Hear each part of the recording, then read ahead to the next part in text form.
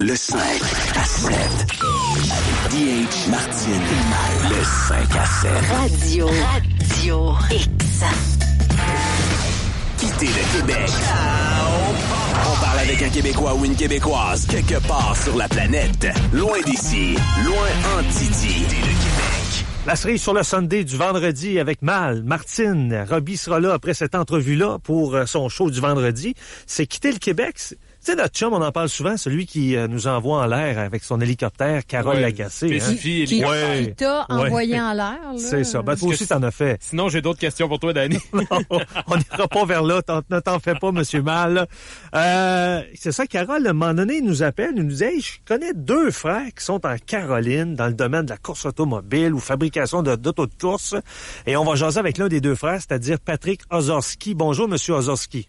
Bonjour, ça va bien? Très bien. Écoute, en Caroline, ici, là, on gèle, là. Il fait à peu près 4-5 degrés aujourd'hui. Je suppose qu'en Caroline, c'est la crème à bronzer, là. Oui, il fait à peu près 80 aujourd'hui. Oh. Bon, M. Ozorski, vous avez quitté le Québec, ça fait combien d'années? Ça fait déjà depuis 1994. Oui, parce que vous avez encore un très bon français, là. Oui, je pense que je n'ai pas perdu. Oui. Vous étiez où au Québec? Vous faisiez quoi et qu'est-ce que vous faites présentement en Caroline du Nord? Pour environ 13 ans, j'avais un commerce. On faisait de la construction de voitures de course. C'était dans la région de Saint-Hyacinthe, à Saint-Damas spécifiquement. Ah, dans l'îlet? Oui. OK.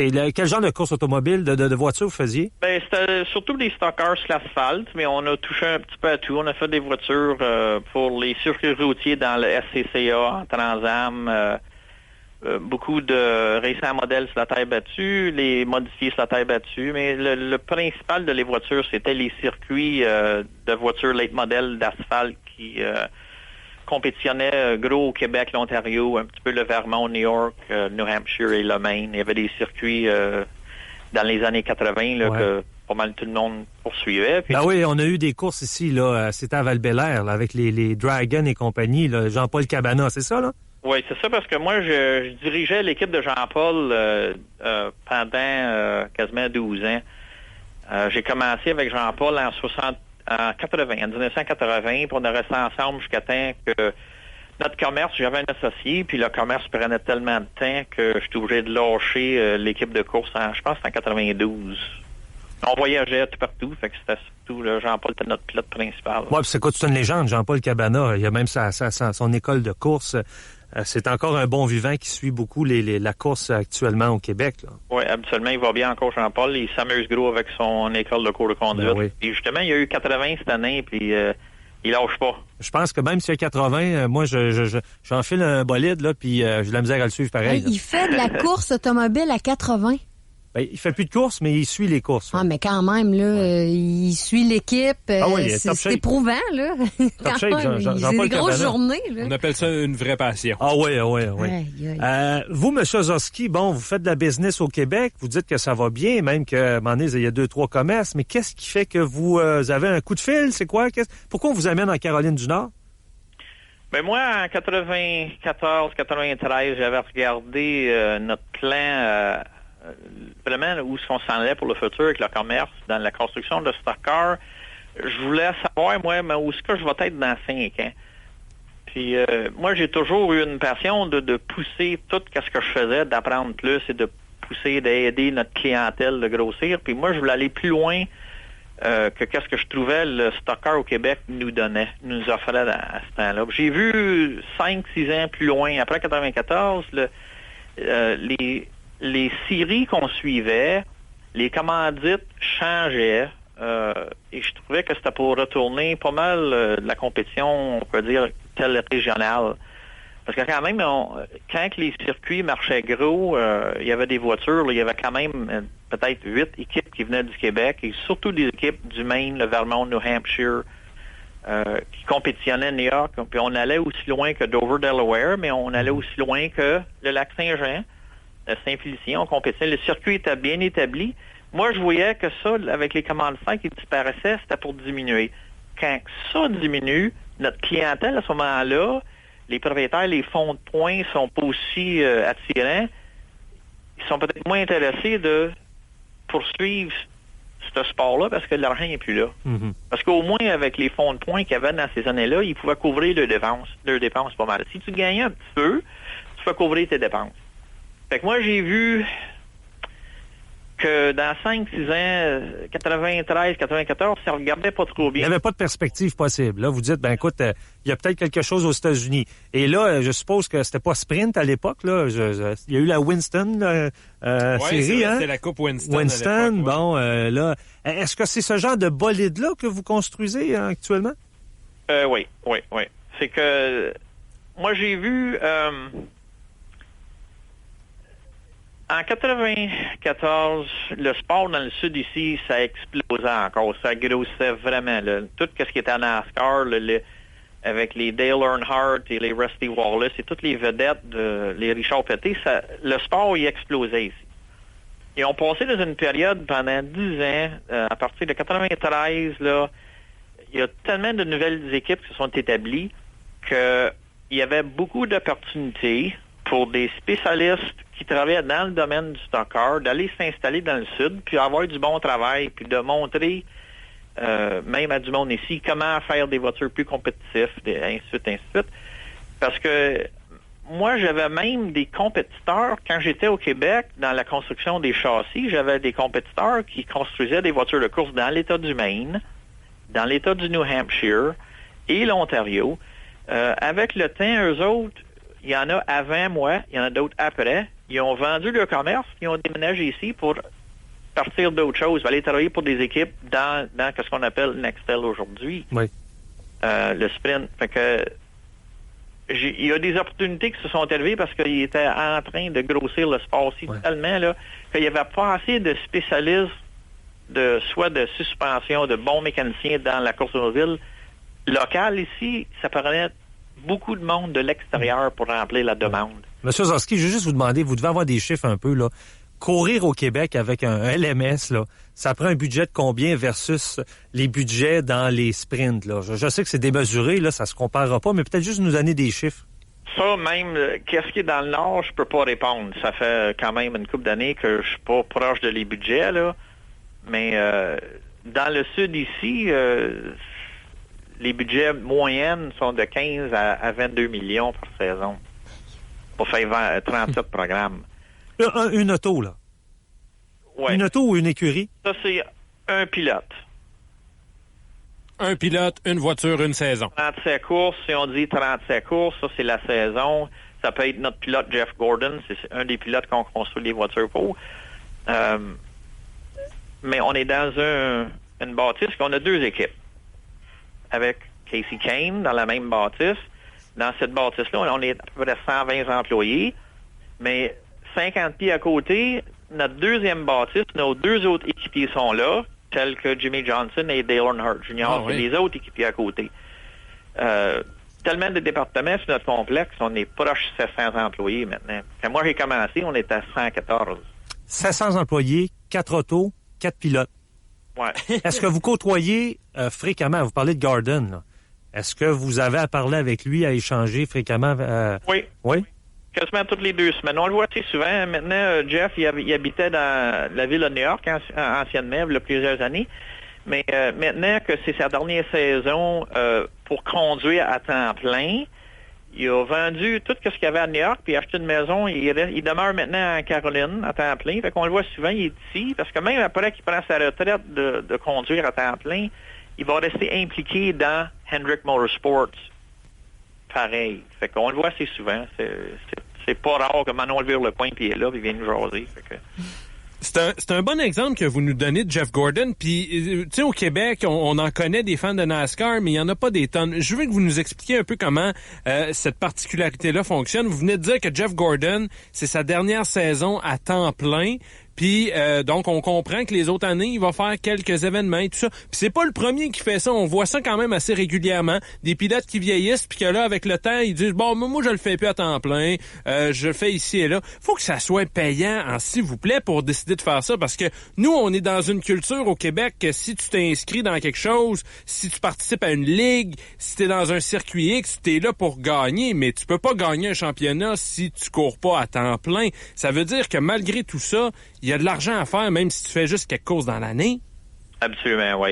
Pendant les années, on va parler au début de 94, quand j'ai commencé ici, Terry Labonté, il conduisait la voiture numéro 5, commencé par Kellogg's. Oui, je me rappelle. On a gagné le championnat en 96. Fait que 2 années après que je suis arrivé, avec les améliorations qu'on a nous porter, je pense qu'on avait contribué, on a gagné le championnat en 96. Terry, ça faisait déjà 14 ans qu'il conduisait dans la série. Mais c'est seulement que rendu dans les années 96, 97, 98, il a commencé à faire un peu d'argent. Parce que lui, il coursait quasiment... les salaires ont vraiment parti là, dans les années 94 en montant. Aujourd'hui, c'est sûr qu'il n'y a pas de comparaison, mais dans le temps, un pilote qui faisait 2-3 millions par année, c'est à peu près les meilleurs payés. Parce qu'il y avait une moyenne de gagner peut-être de 3 à 5 courses par année. Le fond de points était pas mal plus petit. Il était juste le pilote. Il faisait 50% de la course. Fait qu'il faisait une moyenne d'une couple de millions par année. Aujourd'hui, c'est sûr que le pilote, il prend toujours son 50% de les gains de la saison. Mais en plus, ils ont un salaire de base qui est assez élevé. Fait que les pilotes, ils peuvent vraiment décider. Aujourd'hui, les bons pilotes, comme ceux qu'on a qui conduisent pour nous autres, ils peuvent se permettre, OK, là, ça fait 10, 12, 15, 22 ans que je conduis. Je suis capable de prendre ma retraite, si tu veux dire, là, de conduire, de suivre les 37 fins de semaine là, en travers les États-Unis. Puis peut-être décider l'année prochaine de dire, je vais peut-être juste faire 5-6 programmes. Parce que quand que ça fait 4 championnats qu'il a donné à notre propriétaire, M. Hendrick, il a comme fait 4 championnats. M. Hendrick, le boss, il dit, tu peux conduire ici aussi longtemps que tu veux. Que ce soit temps plein ou temps partiel, il y a un volant pour toi. Il y a un respect là, qui s'est établi, là, énormément. C'était le cas avec Terry Labonté quand on a gagné le championnat en 96. Il était toujours un très bon porte-parole pour tous ses commanditaires. Surtout Kellogg's, ça faisait déjà, je pense qu'on a fait 14 ou 15 ans avec Kellogg's. Puis on dit, aussi longtemps que Terry Labonté conduit, on va le commanditer. Et le propriétaire de la voiture, M. Henry, disait, aussi longtemps que Terry veut conduire, il va conduire pour moi. Il veut un respect entre les trois, la compagnie, les deux personnes. Puis ça a resté jusqu'au jour que Terry dit, je pense que c'était 2005, il avait fait 10 courses, puis il a pris sa retraite ici. Après 23 ans, il a pris sa retraite. Vous, là, M. Ozorski, là, vous entrez au travail le matin, là. Oui. Vous faites pas des burgers, là. Vous faites des autos de course. C'est ça. Vous côtoyez des méga vedettes aux États-Unis, parce que le NASCAR, là, on est ici au Québec, le hockey, les joueurs du Canadien, vous le savez, sortent dans la rue, là, on leur demande des autographes. Je pense que c'est encore plus fort le NASCAR, surtout en Caroline, c'est très fort là, dans cette partie-là des États-Unis. Là. Vous les côtoyez, ces gens-là. Est-ce que parfois vous dites, maudit, je fais une Christophe de bel job, moi? Oui, à tous les jours. Il faut le dire. Ça peut ressembler à quoi votre journée, là? Vos journées, ça ressemble à quoi? Je commence à 6h30 le matin. Je travaille dans le département de la fabrication de la bâtisse qui construit des voitures pour Casey Kane et Jeff Gordon. Fait que dans le département de la fabrication, on est deux qui commandent le département et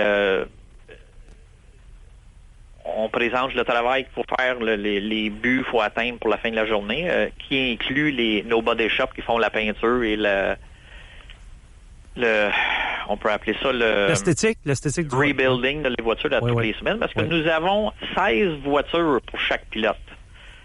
Fait que dans l'écurie de Jeff Gordon, nous avons 16 voitures qu'on prépare pour lui tout le temps. Ils sont toujours en train de se faire travailler dessus. Fait que ça fait 32 voitures qui sont toujours en train de bouger dans notre système. Fait que ça fait beaucoup de voitures. Une seule voiture vaut à peu près combien? Aujourd'hui, une voiture qui marche avec le moteur dedans, parce que les moteurs, les engins sont souvent envoyés directement dans le département des moteurs, on les voit pas souvent. Une voiture au complet, aujourd'hui, je mettrais à peu près 225-250 000 dessus. Puis là, il y en a 32, là. Pense à ça. Ouais, puis vous dites que vous passez vos journées à reconstruire, puis à y faire une esthétique, puis... Oui. Mais nous, là, en tant que spectateurs, les 43 véhicules sur la piste de course sont tous pareils. Là. On se dit, qu'est-ce que vous avez à... C'est à quel niveau que ça fait la différence entre les autos? C'est les freins? C'est la suspension? C'est à quel niveau? Vraiment, à quel niveau que ça fait la différence? Oui, parce qu'on a l'impression que tous les bolides, ils ont le même moteur. Tout pareil, ça tourne en rond. C'est ça, et c'est 43 autos pareils. La différence, c'est le pilote. Mais c'est pas ça, là. Non, c'est vraiment, là, le secret de tout ça, c'est la préparation des voitures. Il y a beaucoup de mes anciens clients au Québec, ils vont dire, l'histoire n'a jamais changé. La préparation de la victoire pour la voiture, ça se fait tout le temps durant la semaine à la shop. C'est le personnel et le genre de travail qu'on fait sur les voitures qui fait la différence pour que le pilote il s'amuse et l'équipe, la fin de semaine de la course, qui ont un meilleur résultat. C'est la préparation qui est faite avant la course commence. C'est le monde qu'on a qui travaille sur les voitures, les idées qui sont développées, qui sont raffinées. C'est que les moteurs brisent pas, c'est que ta transmission ne brisera pas. C'est que en soufflerie, on a un meilleur chiffre en soufflerie que toutes les autres équipes parce qu'on travaille plus à développer toujours plus. Vous savez, Patrick, nous, on est des mordus de hockey au Québec, mais là, vous êtes en Caroline. On parle de NASCAR depuis tantôt. Il y a les sports collégiaux qui sont très forts aussi. Il y a la NFL qui est présente. D'où plus vous restez grand place dans les journaux pour entendre parler des Hurricanes de la Caroline au hockey? Hein? Ouais. C'est de être assez tranquille. Hein? On en entend parler, mais c'est qu'il faut vraiment... on va se rappeler un peu de ce que j'ai dit au début, c'est que dans les années 95-96, il y a beaucoup de monde du nord de les États-Unis, comme on va appeler que je venais du nord pour le Canada, descendre ici dans le sud. Il y a beaucoup de monde du New Jersey, New York, Vermont, New Hampshire, Maine, qui sont descendus ici, partis des carrières, partis des familles, travailler dans les équipes de course, mais c'est tout du monde de hockey. Fait qu'ici, il y a un gros suivi pareil de monde que je courtois tous les jours, que ça joue au hockey durant la semaine à Charlotte pour le fun. Fait que ça l'écoute encore gros les games de hockey. Parce que je dirais que 40% de nos employés, ils viennent de l'extérieur de l'État, de la Caroline du Nord. Mais à cause de ça, j'imagine qu'il n'y a pas une grosse appartenance aux Hurricanes de la Caroline. On voit qu'ils ont de la difficulté avec les assistances. Ils font pas beaucoup d'argent. Les gens qui sont là, qui descendent de plein d'États, comme vous venez de nommer, doivent pas nécessairement être des partisans des Hurricanes. Non, mais ils sont installés à Greensboro. Greensboro, c'est à peu près en dedans d'une heure d'ici, mais c'est juste une petite ville. C'est pas installé comme dans la ville de Montréal, au Québec, ou à Hartford, ou c'est Greensboro, c'est vraiment juste une petite ville, là. C'est pas... fait que c'est dur que le monde, à toutes les semaines, avoir une game, là. Déjà, là, nous, notre horaire de travail, souvent, les gars, à 5 heures, 6 heures, sont encore des sites. Fait que ça permet quasiment jamais d'aller voir une game de hockey, à part que faire un spécial vers la fin de la semaine. Puis ici, à Québec, vous savez, on court après un club de hockey, puis de plus en plus, on entend des informations comme quoi que les Hurricanes seraient peut-être à vendre, à déménager, tout ça. C'est-tu des échos qui se jasent dans les médias locaux dans l'État de la Caroline? Je n'en ai pas entendu tellement parler. Ça, c'est vraiment au niveau de les propriétaires. Ils sont toujours à la recherche d'un meilleur market pour justement vendre des sièges, pour vendre des billets de saison. Puis ça, c'est... Ça, on l'a vu avec d'autres équipes quand le Québec, ça a été vendu, puis ça s'est ramassé ailleurs. Là. Ça, je ne l'ai pas entendu tellement parler de ça. Bon, M. Ozowski, on va faire un 180. Il nous reste à peu près 2 minutes maximum. Moi, je suis un maniaque de plage. Ben. Le plus beau où je suis allé, je suis allé à Miami, mais j'ai pris l'avion, mais le plus beau où je suis allé en auto, c'est en Virginie. OK. Et après ça, c'est pas mal les Carolines. Là. On approche pas mal des Carolines. Est-ce que vous côtoyez ça un peu, les plages, et quelles sont les meilleures plages, là? Je pense que c'est-tu... je ne sais pas du nom, c'est-tu Cap à Taretas ou... Cape Hatteras, les Outer Banks. Vraiment, si tu veux parler les plages de la Caroline, oui. Outer Banks, c'est la place qui est vraiment le plus naturel, le moins de pollution. Ça faisait 5-6 ans j'allais à la pêche là, dans la mer, là, puis ça reste toujours une belle place. Parce qu'il y a beaucoup de Québécois qui vont dans les Carolines là, l'été là, pour profiter justement de la mer. Oui, parce qu'il y a toujours un petit vent. Il y a de l'eau aussi à l'intérieur, là, au bord du chemin, la route 12. Il y a comme un autre étang d'eau, là, puis ils font beaucoup de surf dans le vent, là, les voiles, là, ils en font gros de ça, parce que l'eau est pas profonde, je pense qu'à 7-8 pieds de creux à l'intérieur. Là. Du côté de la mer, c'est sûr, c'est une autre affaire, mais... Oui. Et vos hivers, ça ressemble à quoi? Pardon? Vos hivers, ça ressemble à quoi? Oh, c'est sûr qu'on a eu des records froids cet hiver. On n'a quasiment jamais de neige. Des fois, on peut avoir un pouce de neige au mois de janvier, mais souvent, il va faire point de congélation le soir, il gèle un petit peu. C'est sûr, cet hiver, on a eu 2-3 semaines, il a fait 18 degrés Fahrenheit, fait que c'était très froid. Mais normalement, ça se ramasse tout le temps, juste en haute congélation le soir. On se plaint pas. Ben, en tout cas, merci beaucoup de cette entrevue-là. Fort intéressant. Est-ce qu'on va en faire une prise 2 à un moment donné, puis on ira plus en profondeur. Quand on va regarder, entre autres, Gordon, je le verrai plus du même œil. Là. On va me dire, Colin, il y a un Québécois, puis il y en a deux. Il y en a peut-être même plusieurs Québécois derrière ce gars-là. Là. Oui, bien, c'est sûr, avec le suivi, maintenant, nos enfants, le fils de mon frère, puis moi, mes deux fils, ils sont impliqués dans le sport, justement. Mon fils le plus jeune, il est dans l'équipe du 24, puis il est à la piste tous les dimanches. Il change les pneus. Oui. Que la relève s'en vient, ça commence. Oui. Est-ce qu'il parle un peu français? Oui. À la maison, je suppose que vous gardez le français? Oui, mais avec nos enfants, ma femme, on parle juste en français dans la maison. Ben, bravo. Ben oui. Ben merci bien. Bonne saison de course. C'est commencé d'ailleurs. Hein? Oui, c'est commencé depuis mars, je pense. Ben, bonne saison de course. Ça a commencé au mois de février à Daytona. On est rendu au 8e programme déjà, je pense. Ouais. Bon, ben écoute, un bel été 2015, M. Ozorski. Un plaisir de vous avoir jasé. Merci. Ça m'a fait plaisir. Bye-bye. Bye-bye.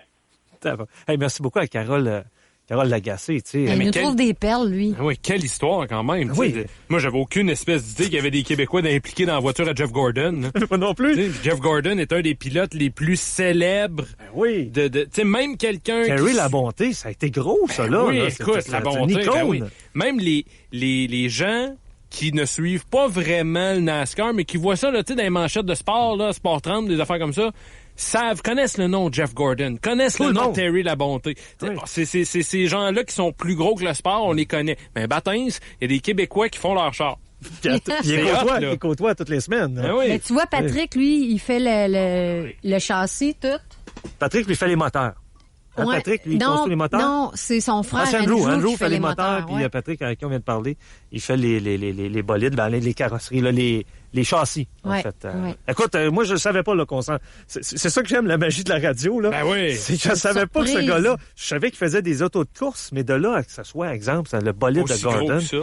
Toi puis moi, on est un peu étonnés. On est tombé sur le cul. Là. Oui, vraiment. Sincèrement, on est frappé. Là. Ah, il nous droppait les noms. Ben oui. La bonté, puis Gordon, puis Hey, Earnard. c'est des Gretzky de la course. Voyons donc. C'est des Gretzky de la course automobile. Là. Ah oui. Ah, qui dit Carole Lagacé, il nous trouve des Gretzky dans toutes les catégories. Notre sniper de l'autre fois. Ah, c'est quelque chose. Hey, il y a une chose, je voulais l'envoyer, puis il faut céder le micro à Robbie. Là. Je voulais qu'il me dise vraiment ce qu'il pensait de la fille, là, Danica Patrick. Ben oui. On demandera à son frère quand on va lui parler. Parce que c'est bien cool, mais elle fait pas l'unanimité. Ben non. Donc, c'est délicat. C'est hein. ça.